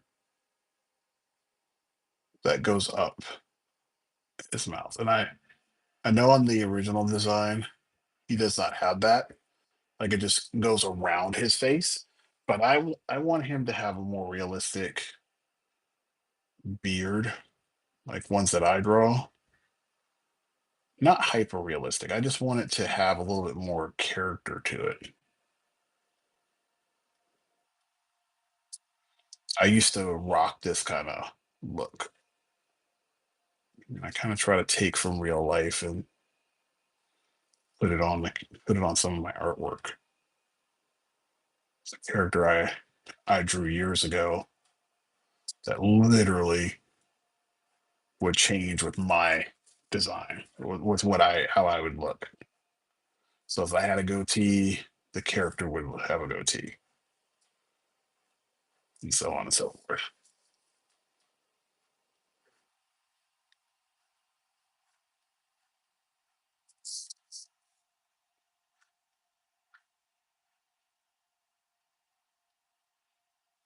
I'm just trying to get all of these details on his beard.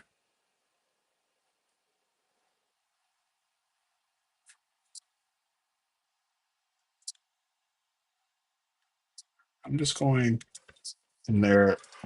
I will come back around one more time with my pen, but at least now I can kind of see some of the details of this character starting to come to life.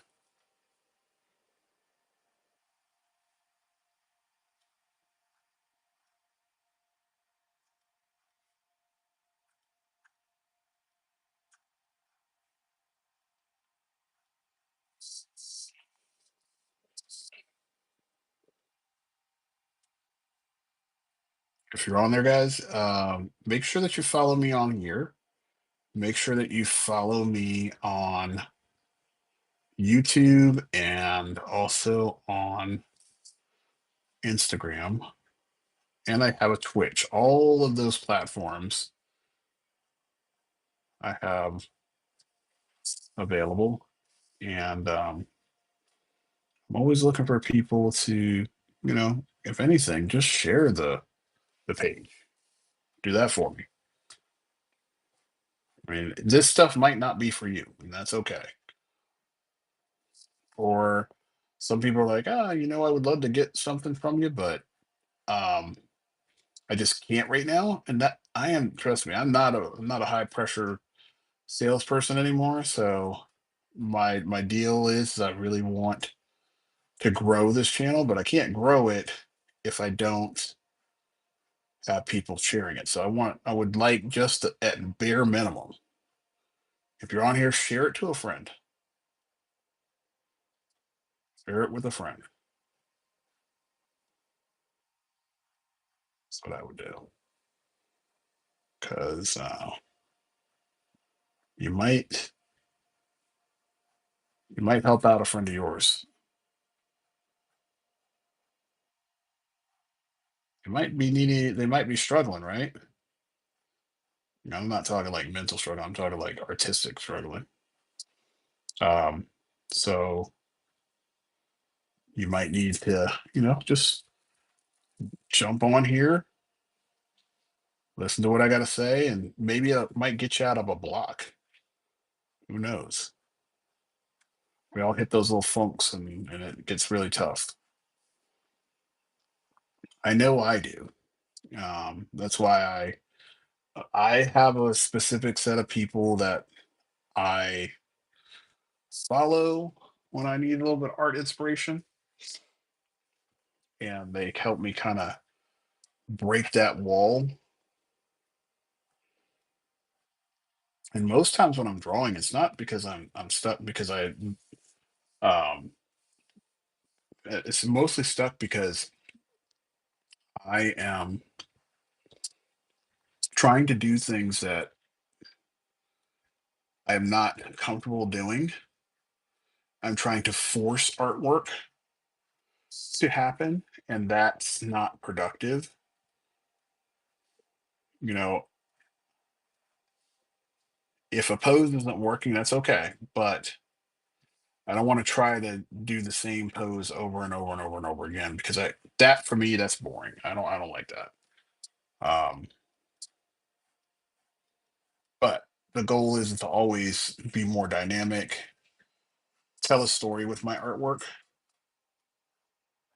with my design.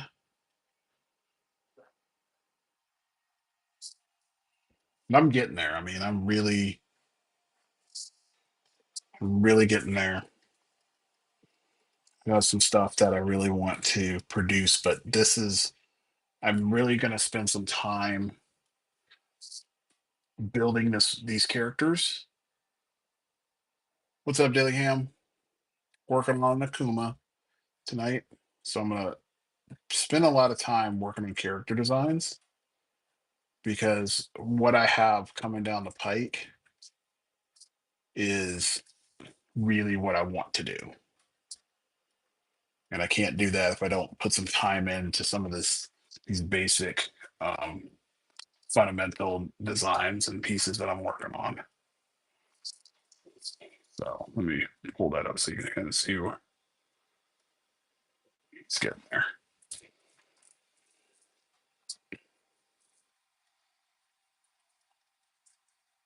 So I like this red colored pencil. It tends to pop out a little bit better when I'm doing my artwork.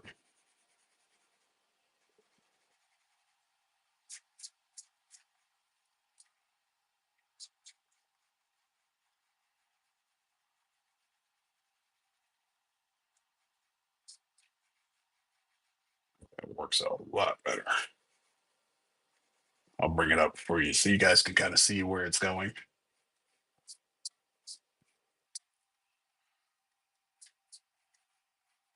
So you guys that are watching right now, are you guys big fans of Street Fighter at all?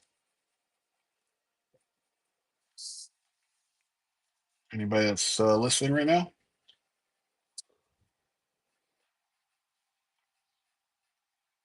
Just heard some news about good old Roman Reigns. Apparently, Roman Reigns is supposed to be playing this character. I'm kind of I'm mixed on that one. I don't know Roman Reigns' acting depth. I mean, the last time that I saw him act was in Hobbs and Shaw, and in Hobbs and Shaw, he really didn't have a lot to say. And I firmly believe like acting versus um, wrestling are two different things. I don't think they translate over to the same.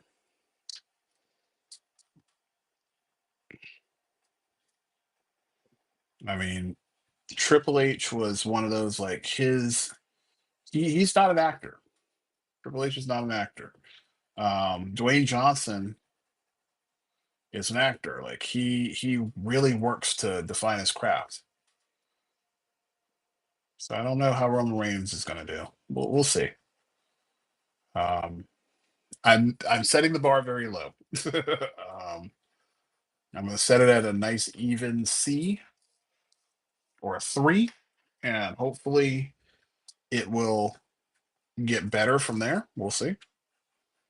They could execute and do very, very good. I mean, or they could have a Mortal Kombat. And I'm not talking the 90s Mortal Kombat. We're talking like the one that just came out. Like it could be on that level where you get a great trailer and then it just poops the bed at the end of the day. So that's where we could be. We'll see.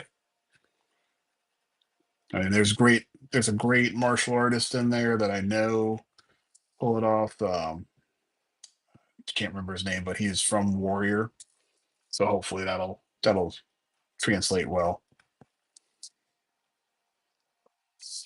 Really hope it does. I do not want to see another bad Street Fighter movie. I've seen two already. So yeah, that Street Fighter was Street Fighter or Chun Li. No, that was Tekken. I'm sorry. Where there's only been one Street Fighter, and that was the one with the with Jean Claude Van Damme. They had that horrible um like Godzilla scene between Zangief and E Honda. Oh my God, that was bad. Um, there were some good redeeming fight scenes, but if I really had to look at it, it was a bad movie, hands down, bad movie. Not good at all. I mean, if you want to laugh, it's a good movie to watch.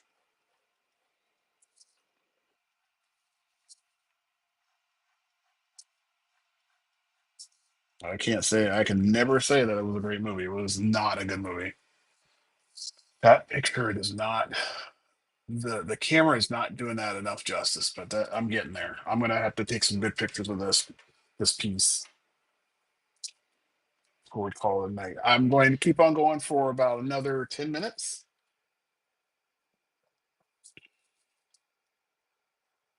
So hopefully get in there and do some stuff.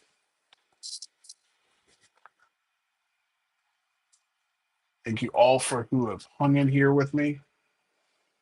Next week, be on the lookout. I am going to be doing a cool giveaway. Not going to tell what it is. Just say it's going to be a fun one.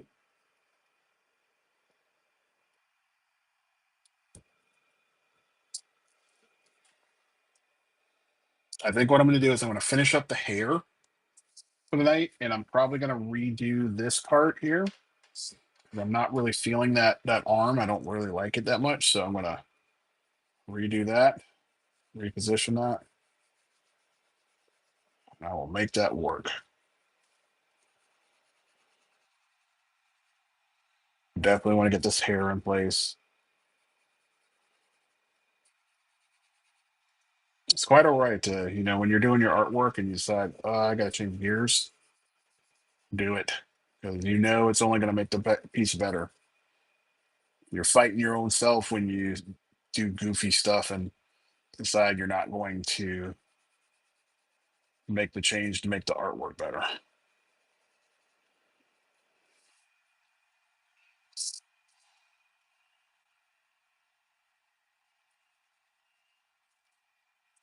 Just getting in here, knocking out his hair at the top because he's got this little bushy ponytail.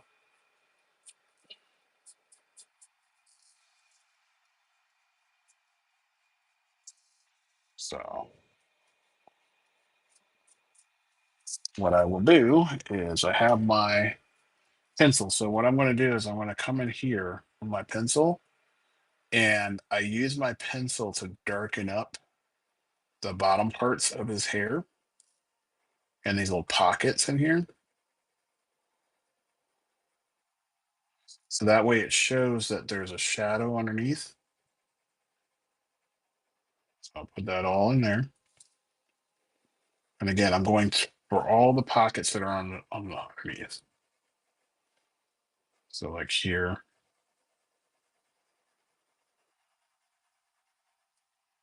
here,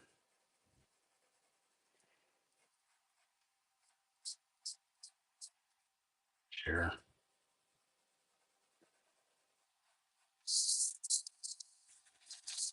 So it makes it look like it flares up a little bit more. It's got some shape to it.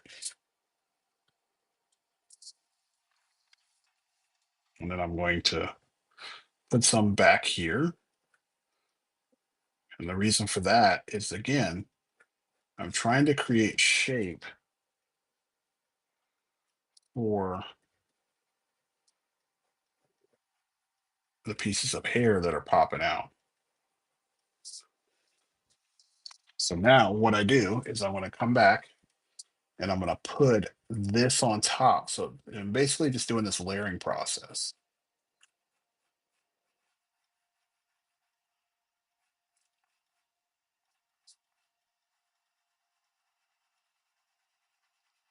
And it'll blend together. It's a nice little blend.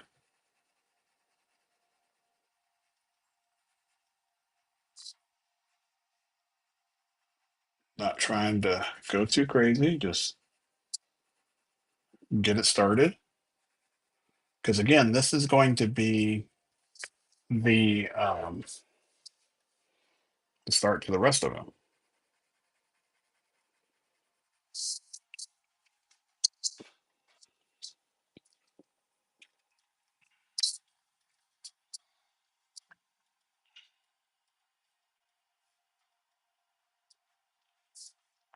I'm pulling the lines.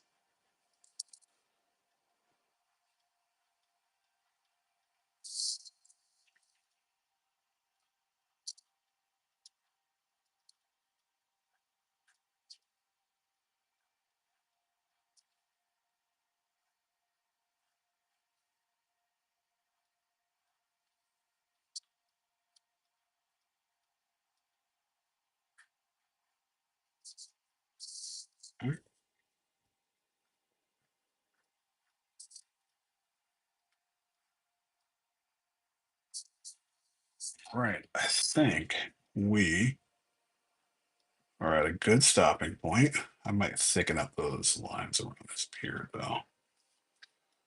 Definitely want to get in here.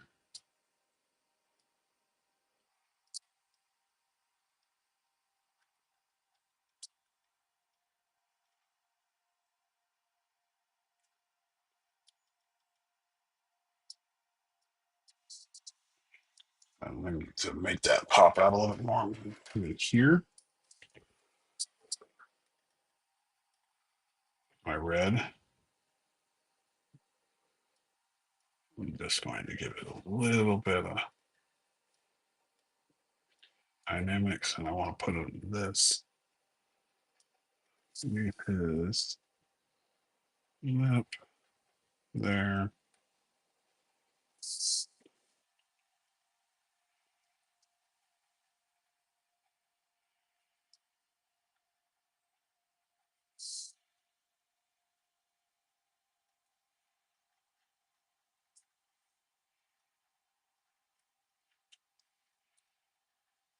Okay. Wow, that looks so much better. So much better.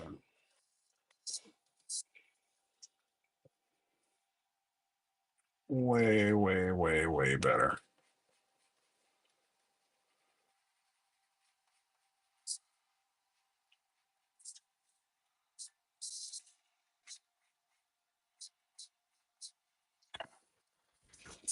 I think that looks way better.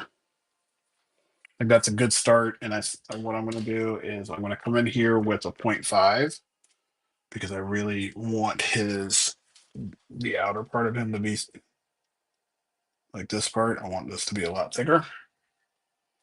What's up, puppers? Catching the tail end of this stream, but that's okay. You're good. You get to see Akuma, or at least the top half of Akuma getting done.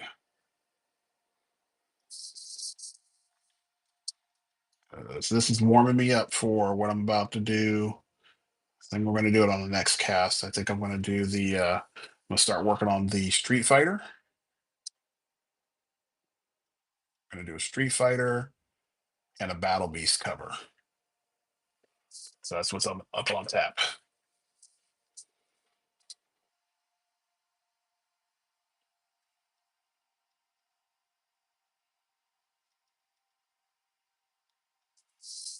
Okay, so we're going to wrap that part.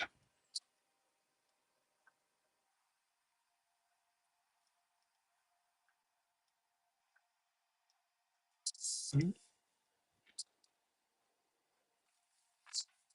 guys can see that. Hopefully you can.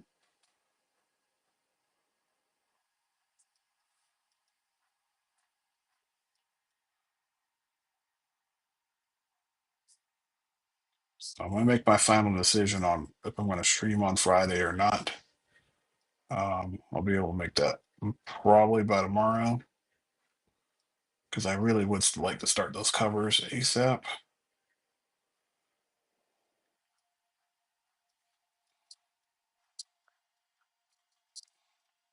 And then I'll put them up for sale. Whoever wants to grab them, they can grab them.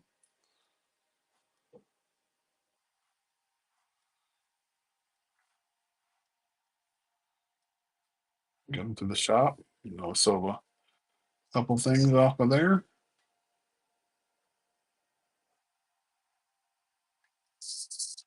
That is Akuma. I'll get a better picture of it, and I'll post it online. So this will be on my Instagram here in a few.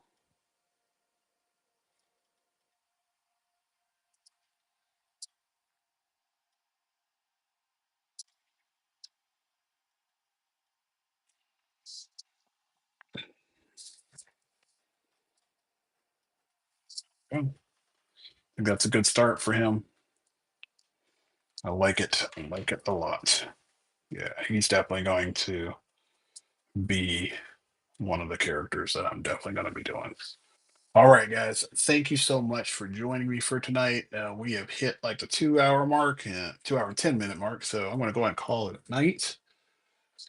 Hope all of you have a good evening, and I will see you very soon. Take care. Good night.